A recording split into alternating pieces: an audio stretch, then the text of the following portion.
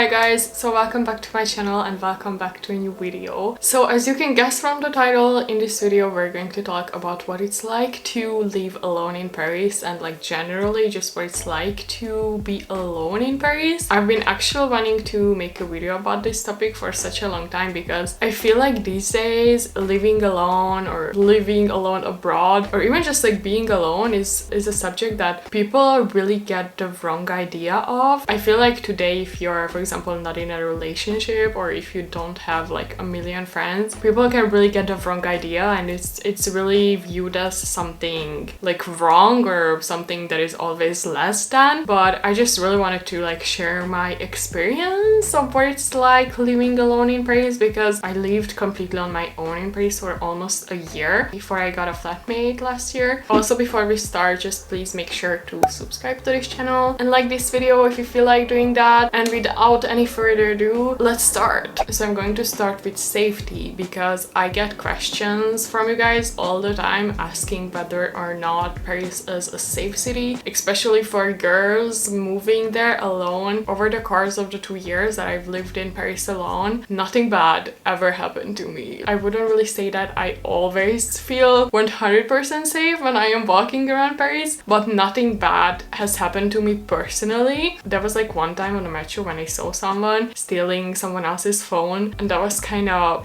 scary, but nothing bad really happened to me personally. That being said, I know that's not the case for everybody and I do actually have a lot of girlfriends who experienced some really unfortunate stuff. I have friends who got their phones stolen and I even have friends who got harassed. So compared to like other cities in Europe, Paris is definitely not the safest one. Not even close, honestly.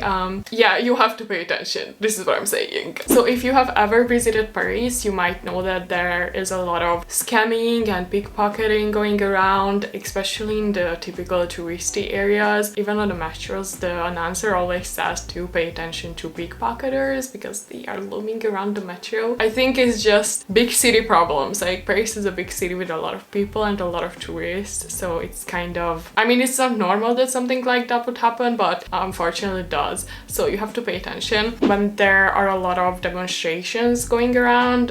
For example, the one with the Gilets jaunes 2 years ago, I believe. A lot of those protests take place in the typical touristy areas like Palais Royal, Champs-Élysées. Try to avoid the super touristy areas. Honestly, now they are fine because there are literally no tourists anymore in Paris.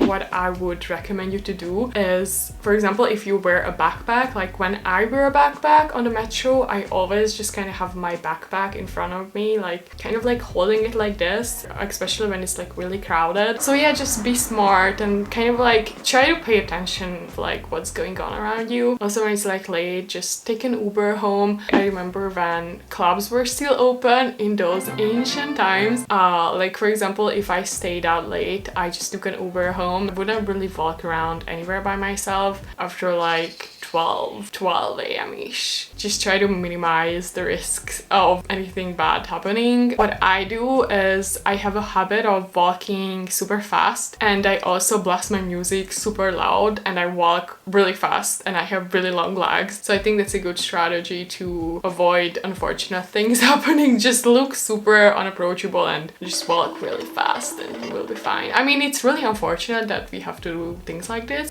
especially for girls. Like, can't men just behave? Also, the areas that are known to be kind of sketchy are, for example, Les Halles, Gare du Nord, Porte Clignancourt, Porte Montreuil, Saint-Denis. In general, the north of Paris is not really the safest. So yeah, just make sure to avoid those sketchy areas, especially when you're by yourself. And I really believe that if you just pay attention, you will be fine, hopefully. Let's hope. I think you will be fine. So the next thing that I want to talk to you guys about is the challenges that I have faced by living alone in Paris. So I was actually asking around my other expat friends about what they found most challenging while living alone in Paris, and a lot of them said that it was either not being able to speak French or what was the other thing?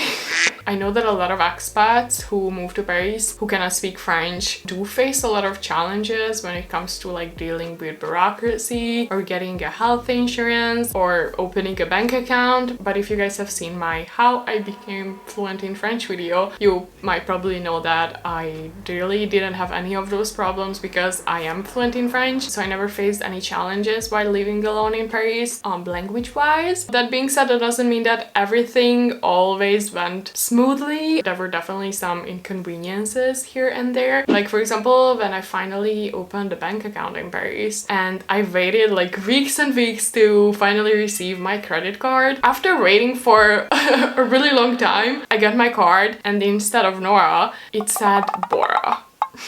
But honestly, I think that even if you move here with someone else, or even if you're French moving to Paris from another city in France, there are always going to be some contrasting experiences that you cannot really avoid. So yeah, just make peace with them and you live and you learn. So on that note, what I actually found more challenging living in Paris by myself is not being able to share what I see. I mean, it sounds weird, but what I mean is that Paris is such a beautiful city with so many things to experience and explore. Sometimes I felt like it's such a shame that I'm kind of experiencing these things on my own. And I'm not saying that you have to have like, for example, a partner to like be happy when you're experiencing all these beautiful things in Paris. It also wouldn't hurt, but it can be just like a friend or even just like a dog or even just like a random person in the park that you can kind of just like talk about the things that you see. Like especially when you're touristing around in Paris, I think it's just really nice to have someone with you with whom you can talk about the things that you see. Also, I feel like Paris is a city for extroverts because you can always see so many people like hanging around in cafes and in bars and hanging out with friends, and I feel like if you're on your own all the time, like seeing people hanging out with other people just makes you feel even lonelier. I remember the very first time that I moved to Paris when I didn't move for university, but when I actually moved for work, and it was only for just a couple of months. I had zero friends in Paris. I didn't know anybody in the city and I was just really too introverted to reach out to people. So I spent like 2 or 3 months in Paris kind of just like by myself. So what I mean is that you don't have to have a partner, but I think it's nice to have at least like some friends in Paris. Of course, by now I made a lot of friends and I met a lot of really nice people, so I don't feel like I'm alone in Paris at all anymore. And even when I'm walking around alone or just like hanging out alone, even that's fun because I get along with myself pretty well. But I like to have that option of being alone or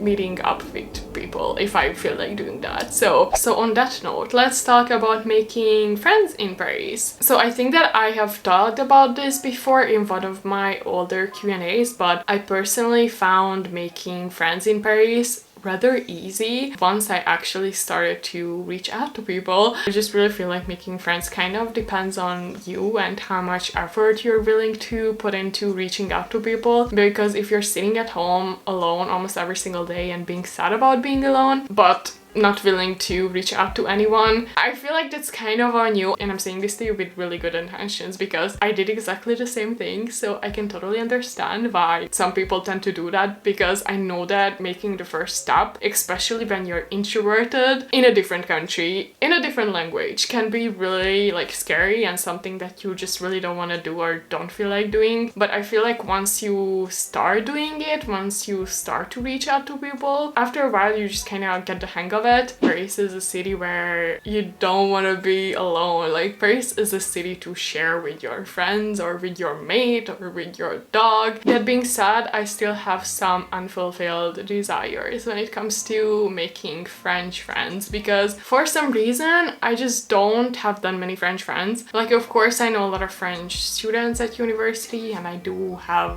like a couple of French friends here and there. We don't really see each other that often, especially now because it's literally impossible. So I guess that's something for me as well, to make new French friends. Hopefully after the lockdown I will be able to do that. So yeah, I guess if you're French and if you want to hang out, hit me up.